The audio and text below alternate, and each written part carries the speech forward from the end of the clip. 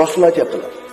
Kimki o'z uyida omonlikda bo'lsa, jasadi salomatlikda bo'lsa, kunlik taomi huzurida holda tong ottirsa, xuddi unga butun dunyo jamlangandek bo'ladi.